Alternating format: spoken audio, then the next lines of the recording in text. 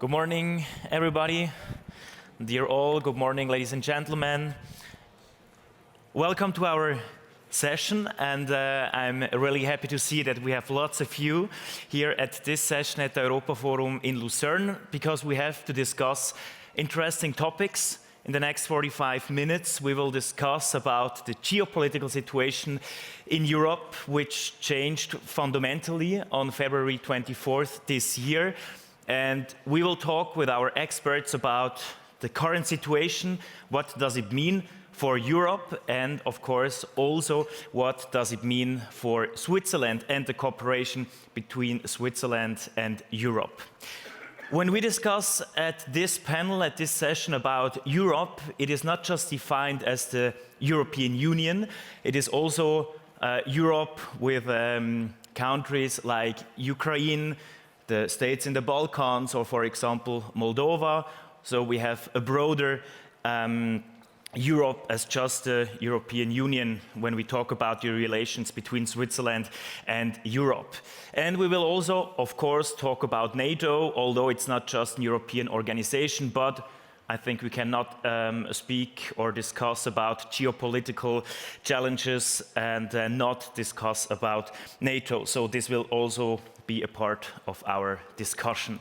My name is Michael Rauchenstein. I do work for Swiss Public Radio and Television now in Zurich. Last week I had my last days in Brussels. I was the European correspondent for Swiss Public Television, and so I will guide you through this session. And I like to welcome our two panelists. This is once Ambassador Pälvi Pulli, and we have Fabrice Pothier. Welcome, bienvenue.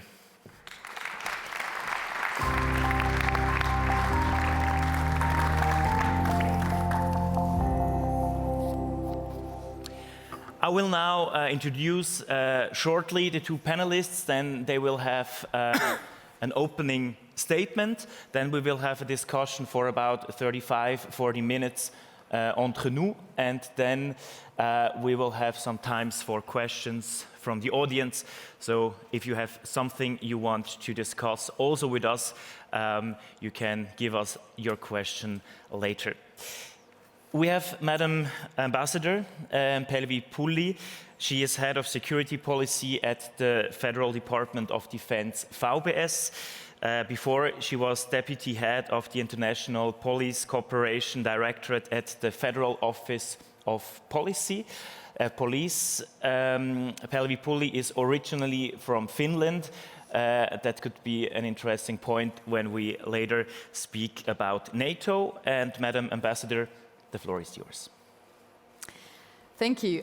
You mentioned in your introduction about the boundaries of Europe and European Union, and we also heard about that yesterday. I do like to point out that we should not completely discount and write off Russia as part of Europe, as unlikely as it seems today to have a constructive relationship with this regime and very uncertain future. But a very relevant part of Russia, population-wise and geographically a smaller part, I think, is part of Europe and should one day be back to the community of democracies and stable countries. Another thing that was discussed yesterday, we've heard that many times over, is it Zeitenwende? I would say, of course it is.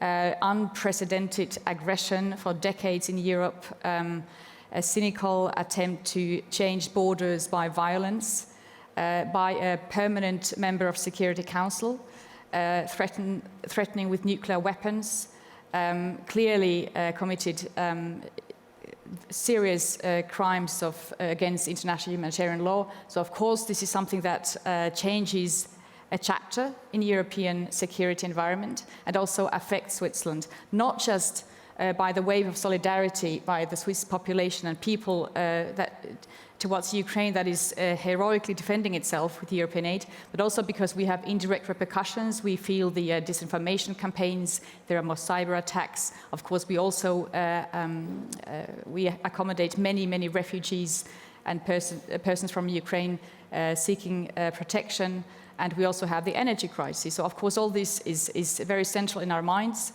and it has the whole situation sparked a very unprecedented, I would also say, at least the decades that I have spent in Switzerland, I have not seen this a lively debate on Switzerland's position in this new changed world, in this very insecure world, and about neutrality. And the Federal Council has come to conclusion after extensive consultations that Switzerland is not planning to abandon its status as a neutral country, but that was never meant to be a goal in itself, but an instrument for Swiss security policy. And certainly, and this I want to stress, this is no time for equal distance between the aggressor, Russia, and the victim, Ukraine. And the Federal Council pointed out this very clearly by condemning the aggression from the outset and by adopting the European Union sanctions. And what we make out of this, and this will be my concluding remarks for this beginning, is that we want to step up. It was mentioned by fellow Councillor Sommaruga yesterday. The government produced a report and clear intention to step up our cooperation with NATO and the European Union. And why these organizations? Because they are the relevant actors for security in Europe. And I think we come back to OSCE and other organizations later on, but we cannot just pick and choose organizations that fit perhaps Swiss profile and mold so far, that we need to work with relevant security organizations that are actually functioning and make them work better. Maybe instead of trying to think of new organizations or look nostalgically back to those that are not really functioning because, of course, of Russia's behavior as well. Thank you. Thank you very much, Madam Ambassador. And then I will introduce also our second panelist, Fabrice Pothier, CEO of Rasmussen Global. Fabrice Pothier is in this function. He does strategic consulting for multinational companies, also for governments on geopolitical issues. He is a former director of policy planning at NATO, and in this function he was a policy advisor to the Secretary General of the NATO, to Anders Fogh Rasmussen, and also to Jens Stoltenberg. And I'm interested to hear from you now your opening remarks. Welcome. Thank you very much, and thank you for welcoming me in Lucerne. It's my first Europa Forum. I have enjoyed it very much so far, so look forward to listening to the discussion this afternoon. Let me go straight to the point here. I think we're in our second major strategic shock. We have had COVID, and now we have the Russian war in Ukraine. And as a result of these twin shocks in the space of a few years, they have basically upended the very consensus that made the European project, I think, acceptable and likable for many of us, which is no inflation, no war. And now we have high inflation and we have war in Europe. And whilst that doesn't mean it's the demise of the European project, it means we have to rethink it. And yesterday, Professor Garton said something interesting about this born-free generation. I don't speak German, so and there was no interpretation. I did not find the interpretation. So I think he was talking about this generation that freed itself from the Soviet Union and also from the apartheid regime in exactly. South Africa. I think now we are in a different kind of generation, which goes across ages. I'm not talking about in terms of age, but in terms of experience. We're in a remain-free generation. And somehow, I think the paradox is if we want to be free, we'll have to fight for it in different ways, and sometimes in opposite ways to this born-free generation. One, if we want to remain free, we have to rearm. It sounds like very dissonant to say that, but it's actually not me. It's the German Chancellor of all, the German Chancellor from the SPD party, who said that in the Bundestag, that for countries to be free and democratic, we do have to rearm, which is the opposite to the born-free generation, which basically at the end of the Cold War saw the most, I think, massive disarmament across Europe ever seen in history. So we have to rearm if we want to stay free. The other born-free generation, the notion was we need to open up. We need to open our markets to embrace globalization. Fewer obstacles, better for economic growth and economic innovation. And now we're in a different sort of approach where it's not about deglobalization, but it's about rethinking it, and it's about protection. We have to protect some strategic sectors, strategic technology, R&D. We cannot just be open market, kind of naive to some investments from countries like China, which often have an agenda, and not just an economic agenda, but also a political one. So it's no longer about this open-ended globalization, but it's about this more protective form of globalization that the remain free generation will have to think. Thirdly, I think it's also about, to remain free, we have to be able to be free from a major malign impact from climate change, which means we have to change the way we consume and what we consume. And the previous born-free generation did not have that sort of challenge. The opposite. It was the more you consume, the more you can assert your freedom. So I think this is really a different kind of concept that I would like to put to you. Just to conclude on what all of this means for NATO. Obviously, NATO now is more central than ever in European security. That had already started in 2014-15 when Russia illegally annexed Crimea, but now, if there was any doubt about it, it's very clear. However, now what NATO needs to do, which is really getting out of its comfort zone, including in terms of spending, is to rebuild an entire territorial defense. We have been basically based on two things at NATO until recently. One is we need forces to do crisis management, to send basically F-16 or fighter jets, and to send special forces and potentially soldiers to faraway places to fix some crisis, some regional crisis. Second, we can just do deterrence. We don't have to defend the European territory, we can just deter potential adversary. What is clear with the 24th of February war, Russian war in Ukraine, it's not enough to just deter. You have to be able to defend against a possible Russian attack or Russian aggression. And for that, fundamentally, NATO has to think not just in defensive terms, even though we have to do better on that, like air defense, missile defense systems, but also in offensive terms. And NATO in the coming years will have to flesh out what it means in terms of weapon system, where basically we will have to be able to do long, deep strikes on the Russian territory as a way to be sure that should something happen, we can defend ourselves. So that's on the, just to conclude on the point you made about keeping Russia in the broader European family. I fully agree that I think thinking Europe in exclusive terms is, I think, self-defeating. And I think we will lose a lot in making Russia this sort of geopolitical black box that we don't fully understand because we have lost our links with Russia. And then somehow, it will get only more aggressive. So I do agree. However, and this is a big however, I think the question to Russia, to the Russian people, to the Russian leadership, can Russia be without being imperial Russia? Can Russia be a respected, strong, stable nation and state without having aggressive, nostalgic, grieving imperial ambitions? And that's the thing Vladimir Putin has refused to do, and keeps on building that imperial dreams of that Russia.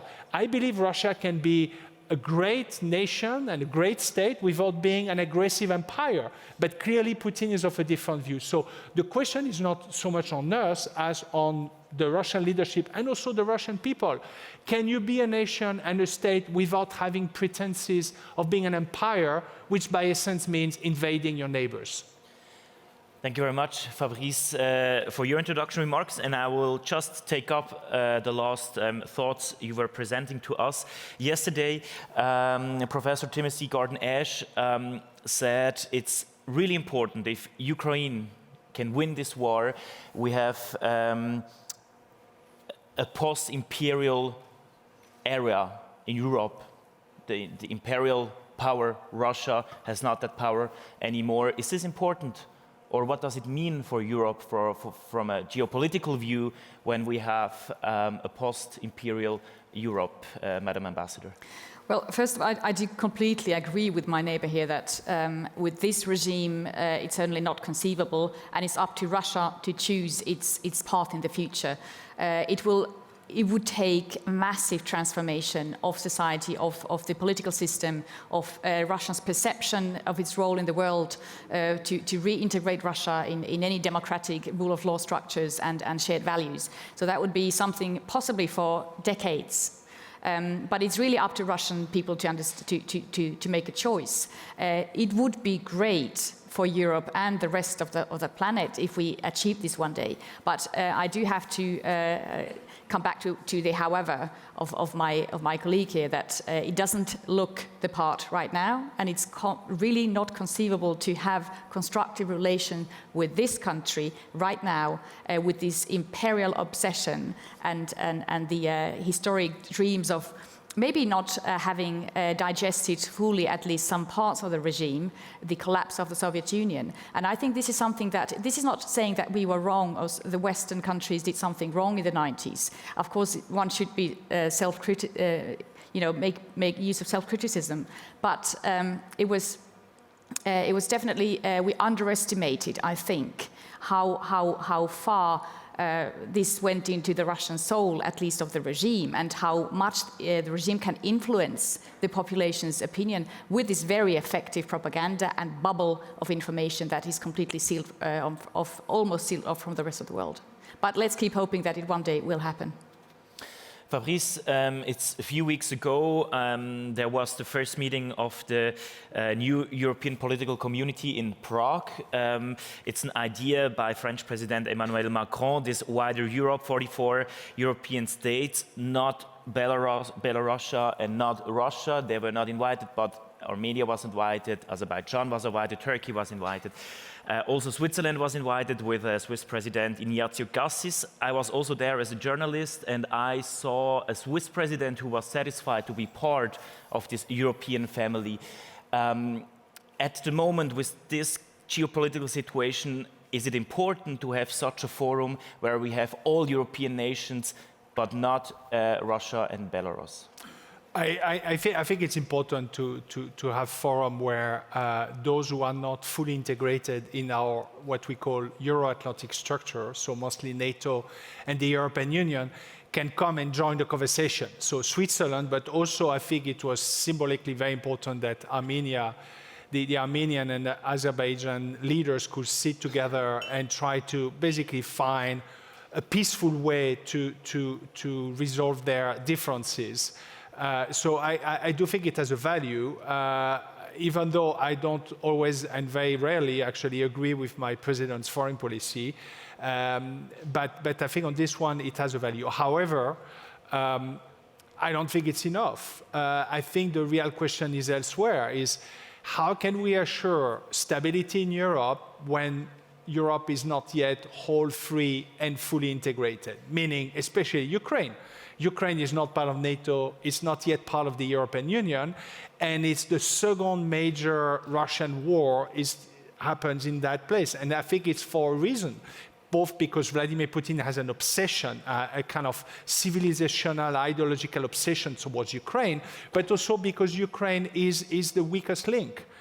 Is this kind of soft underbelly of the European project. So I think I would like to hear from our leaders, what is your proposition towards those countries that you think are not yet politically, we're not ready to have them in NATO, which is the ultimate guarantee, but what is the intermediary step that is going to give us some sort of assurances that they won't fall foul to another attack and another aggression? And I think this sort of extended security is what really Europe needs and where we need to be more creative. How can we do that? What could be a possibility to more integrate Ukraine to Europe? Well, just recently, the European Union extended an invitation of candidate status to Ukraine, which was remarkable and probably frustrated some of the countries in the Western Balkans. I think it was a very strong sign of solidarity. And although it might not happen very quickly because there's a whole lot of serious criteria that has to be met, and they should, I think, not be compromises. But of course, as a Swiss representative, it's not for us to judge. It's European Union standards. But some countries, especially in this very dire and dramatic situation like Ukraine, I think they need long-term goals and visions, because this will be the incentive also to implement the reforms, and there are lots of things to do in Ukraine once the awful war is over, to reconstruct the country, but also root out bad habits and bad governing habits and corruption and endemic problems with the oligarch systems. But there should be this long-distance goal, at least, to encourage to go in the right direction. So I think that was a strong sign. And Switzerland has been very engaged in Ukraine since the Crimean invasion. Massive humanitarian aid, massive help in governance sector of the country, and we will keep that up. Neutrality, I think we will come back to neutrality. I can almost feel this, but I would just say one word here. It's actually the core of neutrality. It's a tough sell nowadays when war is raging in Europe. I quite understand that. But the core of neutrality is quite clearly defined. The legal obligations simply mean not assisting one belligerent party, which is country waging a war against another country. And although Ukraine is defending herself heroically, it is, from the international law point of view, it is an international conflict. And I don't really think that anybody really expects Switzerland to directly deliver weapons to Ukraine and be part of that sort of support. But do other things. And I am aware of the discussion of the Jeopard ammunition as well, but I think we'll come back to that. Yeah, we can do it directly, yeah? Yes, please. Of course, we started the debate already in the makeup room, so it's just a follow-up. I think there are two ways to read neutrality, and I didn't know you were from Finland, but Finland is another interesting, different model than the Swiss one, but there's the letter and the spirit. And I think the spirit is, what is neutrality about? It's not about what is written in your constitution, it's about what it does. Neutrality is about achieving independence and security. It's about, basically, is a way for a country, here Switzerland, to make sure that it has the independence and the security and the welfare that it wants to have as an illegitimate country. So it's a means to an end.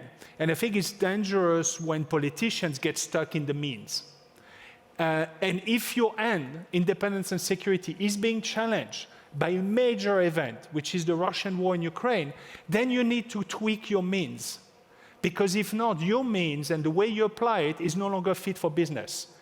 Because if we let Russia prevail, and if we let Russia go on as it does, not necessarily prevail, but just keep on undermining a major European country, we are not going to be safe one way or another. So your neutrality is just kind of real in your constitution, but in reality, you are not living in a safe Europe.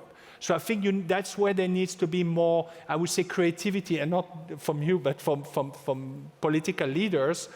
And on an ammunition, I think every country, many countries have export controls. United States is the first one. Germany also, on Leopard tanks, is exerting export control. That means if another European country, say Spain, wants to give some Leopard tank to Ukraine, they have to go via Berlin to get the green light. So you're not the only one to have that mechanism. But I think right now, anything that we don't send to Ukraine is basically letting some Ukrainian soldiers die. We have to accept that. And I had the privilege to meet President Zelensky on several occasions lately, because we have been working, my firm, pro bono, to advise him on the international security guarantee framework. And we were kind of actually literally brainstorming with him on the kind of weapon system that we were going to ask in Washington and Berlin. And the problem is, every time you go to Berlin and Washington, and there is a 3-4 month gap between when there is the ask and when there is the delivery, this 3-4 month gap costs thousands of lives. And we have to be aware of that. And just to finish, I think the intermediary system, short of NATO or EU membership, is what we have tried to develop, which is called the Kiev Security Compact. So it's a set of security guarantees that a group of countries, and we included Switzerland in those countries, will be committed to provide to Ukraine in an open-ended way to make sure that Ukraine has what it takes to defend itself. So it's not about us sending our soldiers on Ukrainian soil to do wage war against Russia, but it's about us giving the resources the Ukrainian soldiers and Ukrainian state need in order to defend itself under Article 51 of the UN Charter. So we took the example of the US-Israel cooperation, where the US never said we're going to send US soldiers on Israeli soil, but the US says we will give all the things we can so that you can defend your sovereignty and your population. And I think we need to think, again, in more creative ways than be stuck with either the letter of some constitutional requirements, as well as the framework, NATO, EU, and think beyond that. If not, again, the risk is our continent will keep on being weakened by powers like Russia. Madam Ambassador, I think these discussions, you will also have them when it comes to the material export to the Ukraine at the Federal Department in Bern. What are the discussions about why Switzerland cannot allow Germany to deliver? Well, the answer is very simple. There's a law that doesn't allow for that. And it has been debated in the Swiss government because we've had these requests by Germany, and there is clear awareness how acute the need is for such ammunition, even though it's not a very large amount, considering. Now it's in the hands of Parliament. Such decisions in Switzerland, they take time, they demand debate, there are popular votes, there is deliberations. This is a Swiss tradition of making political decisions on such core issues as that imply neutrality. And right now the issue is in the hands of Parliament that has the power to change this law quickly if it wants to allow for this re-exportation of ammunition. For the time being, and this is how we work, it is the rules set in not in the Constitution. Constitution talks about neutrality, but not about weapons exports. So it's very political. But you have to see that neutrality in the Swiss mindset has for centuries. It's ingrained in their way of seeing themselves in the world and contributing to peace with other ways than participating in conflicts.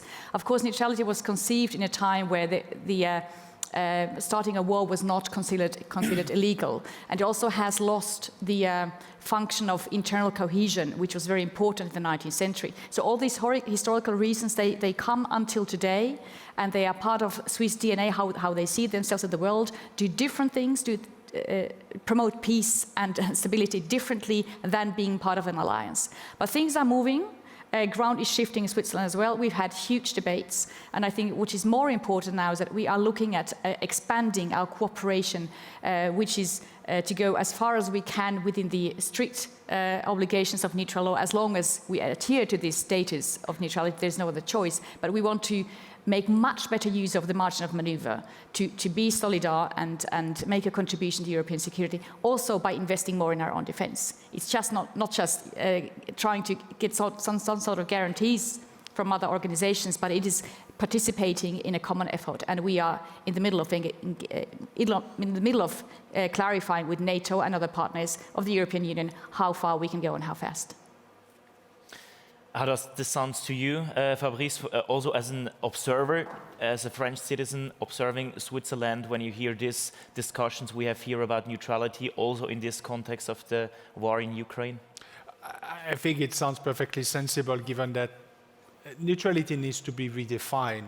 And obviously there are shades of neutrality. There's not a single system. Every country that is as a neutral status has a different definition and application of it.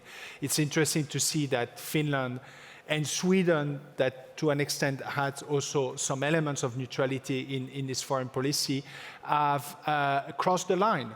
And I think they crossed the line mostly because of their geographic position, which is not what Switzerland has, where they are basically in the center of, if there were to be, I would say, a confrontation or an aggression coming from Russia, the Baltic region will certainly be one of the main theaters. So being Sweden and Finland, was not sustainable to be outside the only security framework that we have in the West. So I think it sounds important, and I think there's something interesting that Switzerland can bring to NATO. we have to rethink, NATO has to rethink its defense also in offensive terms, which is difficult. But it's just no longer, oh, we just need a bit of air defense and we need to have a credible nuclear deterrent and that does the job. No, we need to have in our plans and in our capabilities the kind of thing where we know we can strike deep and hard on Russian territory and infrastructure in case of. And this is, I think, what's going to happen in the coming years. But we also need to rethink our defense in a much broader way, meaning in a kind of holistic vision. And I think Switzerland has an interesting dual-use kind of industrial base where you have civilian industry and technology that can be applied both in civilian context but also in defense. And NATO will have to increasingly work with non-defense companies. We'll have to think defense in terms of microchips. We'll have to think defense in terms of electronic systems that are not necessarily traditionally used in the defense realm to actually be able to have a really, I think, comprehensive form of defense. And we will also have to rethink critical infrastructure, which since the end of the Cold War, it has been largely privatized.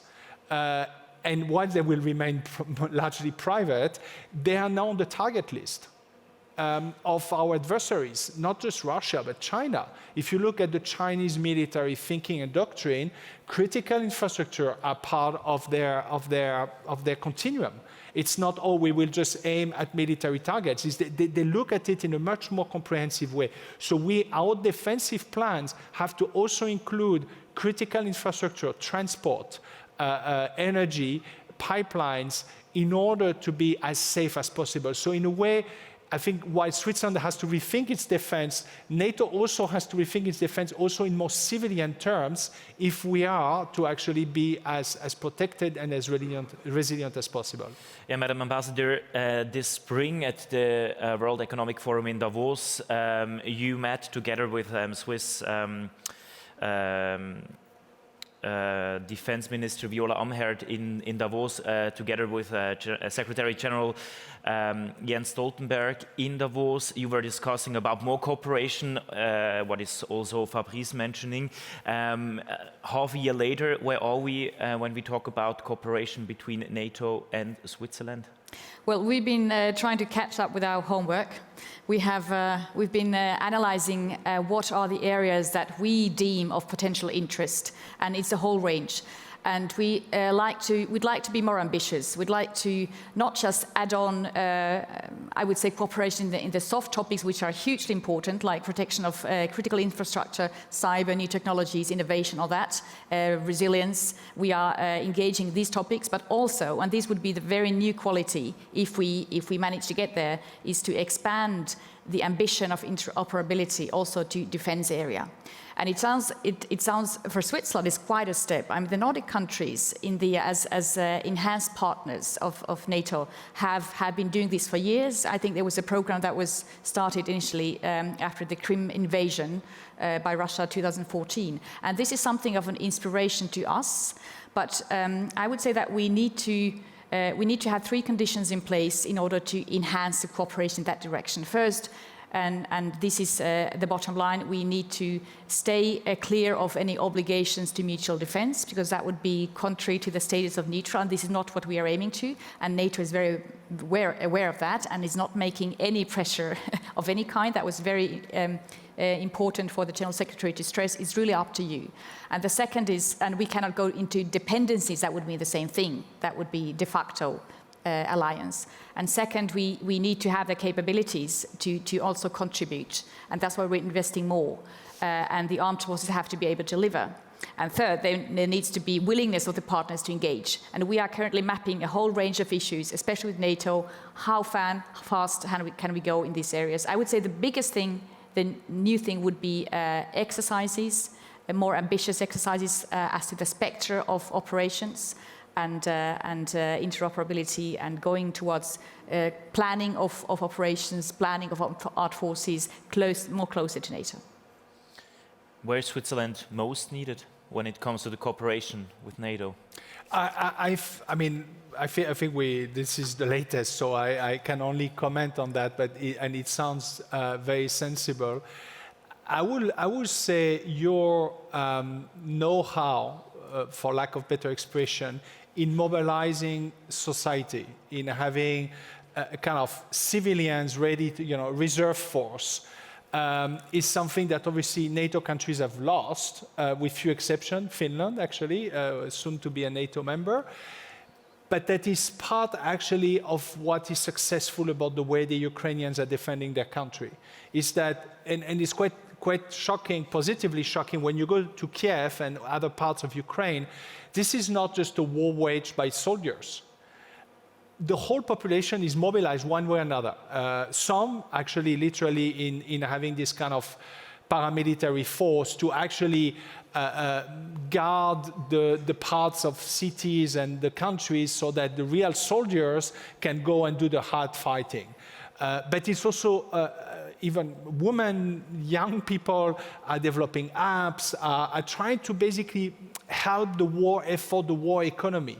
There's this app that was developed by a young adolescent that basically helped to connect the drones that are used by civilians so they could better locate the positions of Russian soldiers. And they could share live that information with Russian soldiers and officers who could then target the Russian position. And these are kind of people initiative. This is not coming from central Kiev and from the high command. And I don't know enough about the Swiss model, but I know that there is this notion of the whole population that could be mobilized.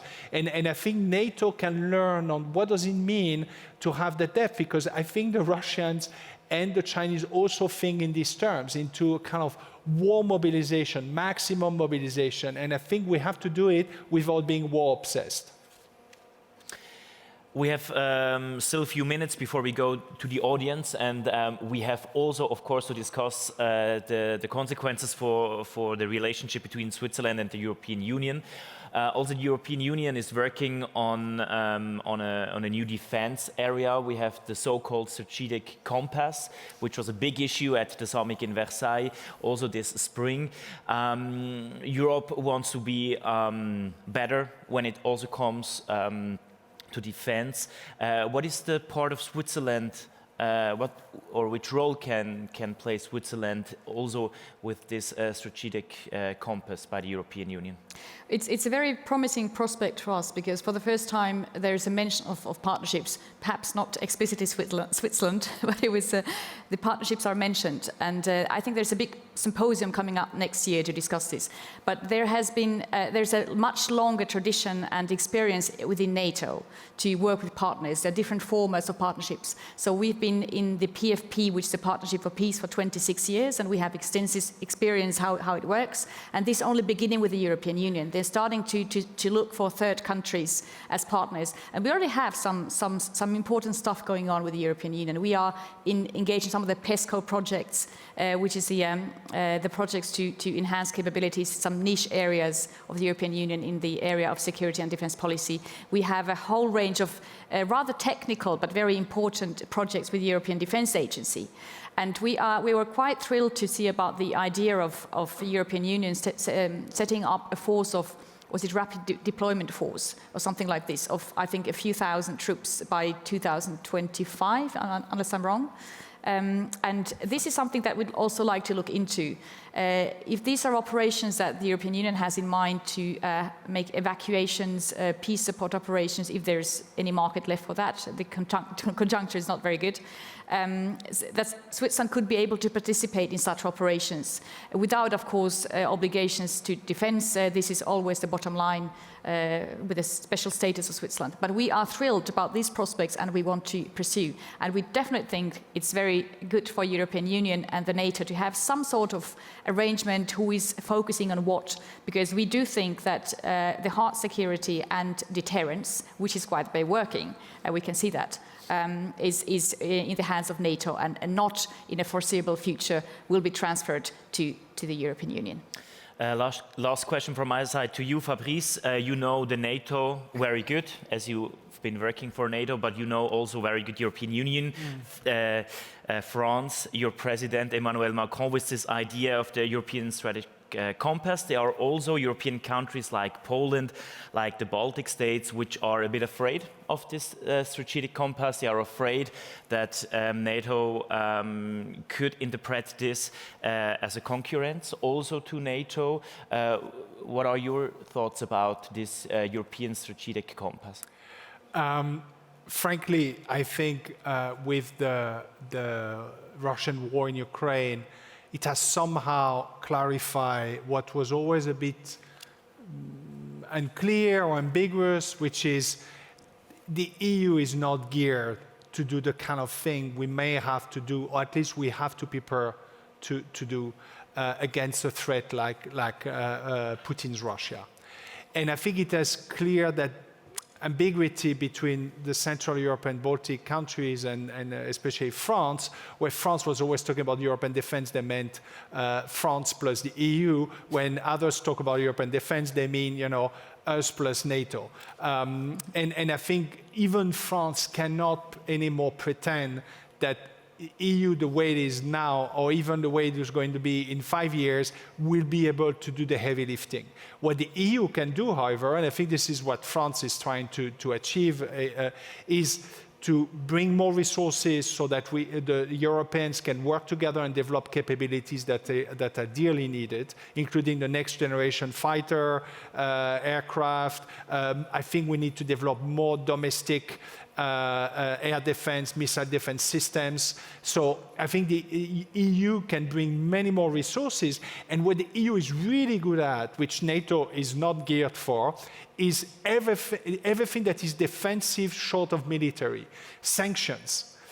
This is the kind of now the weapon of choice. The first response of governments is not to send soldiers, is to agree sanctions. And sanctions can be very potent. They're not going to fundamentally change Vladimir Putin's behavior, but they're going to contain and put him in a corner and signal our collective will and disapproval towards his behavior. And this only the EU can bring it together. And the EU also is the only one that can have rules and norms that actually start to basically defend our markets, our technology, our companies against predatory or malign economic activities, and not just Russia, but mostly China. So I think somehow the Russian war in Ukraine for me has been the acid test that has clarified and hopefully settled that forever kind of debate whether it should be one side of Brussels or the other side. Now I think the distribution of labor is clear, or to a much clearer than before, and now everybody knows what they have to deliver, and each has to deliver quite a lot. Thank you very much for your remarks, also Fabrice, also Madam Ambassador. We just have time for one question. I'm sorry, but and we have a lot of hands here.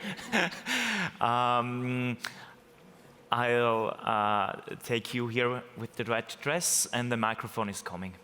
Can you please tell us who you are, where you come from, and your question? Okay, it is working. Hello, I'm Anastasia. I'm from Estonia, so from not too far from Finland. And I have uncomfortable questions. Only one, please. Okay, I'll keep it to one uncomfortable question. I've been going to European Youth Parliament sessions since 2010. And already back then, we had topics such as, how do we reduce energy dependence from Russia now?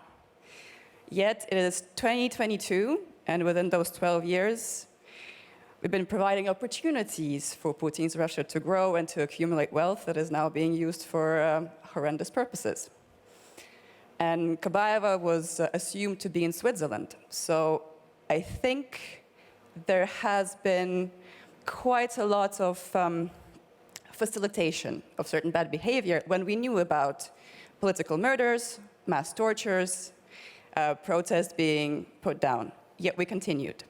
So the question then would be, what do you think is the lesson there? And do you believe that moving forward, Europe will do something different in analogous cases? We start with you, Madam Ambassador. Well, I think you're right to point out that there were clear signs of very bad behavior for a long time.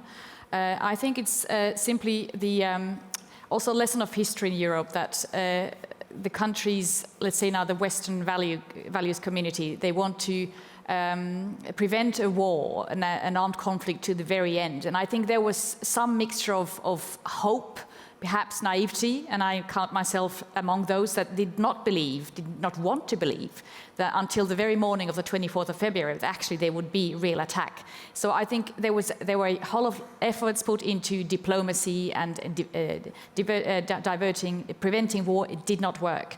So what do we make out of this in the future? I think the future will look very different because we definitely hope that Ukraine can restore her sovereignty and territorial integrity, and that might mean something dramatic, depending how the war ends, very dramatic to Russia. And maybe, coming back to our initial statement, Russia will arise. Again, this is of course bound with hope, I realize that there would be no longer room left for such behavior, no such resentment, no revanchism, that there would be no threat to be seen in the foreseeable future going back to such nefast behavior and threatening neighbors and threatening the whole security on all different levels in Europe and beyond. Fabrice? It's hard to be politically correct in answering this question. I do think a large responsibility goes to Germany and Chancellor Merkel, and having made decisions based, I think, on possibly historical belief that this was the best way to keep Russia in, to somehow transform a difficult Russia into a more benign Russia. And at the same time, some economic cynicism that this is cheap gas that can power the German industry, and you know, at the end, that's what matters. But I was one of those saying Nord Stream is a geopolitical project, and I do remember the Chancellor saying, no, this is a purely commercial project. And of course, this was a geopolitical project. So I would hope that we as a whole, but especially the German leaders, have learned that lesson, that building dependencies and building an ideology to justify those dependencies is not healthy for Europe. And I look at China, and I think you really have to think it well, what is, I think, normal in terms of economic relationship with a power like China, and what has to be much more, I think, contained or reduced in terms of dependency, so we don't basically reproduce what we have had with Russia. Yeah. Thank you very much, Ambassador Pälvi Pulli. Thank you very much, Fabrice Pothier, for your remarks, for your interesting thoughts about the topic. I see that also the German ambassador in Switzerland is here. Maybe you can have a discussion also with him later about your remarks. Thank you very much for your remarks also for the millennials, which are in the most important issue here at the Europe Forum in Lucerne. And yeah, thank you very much. Thank you.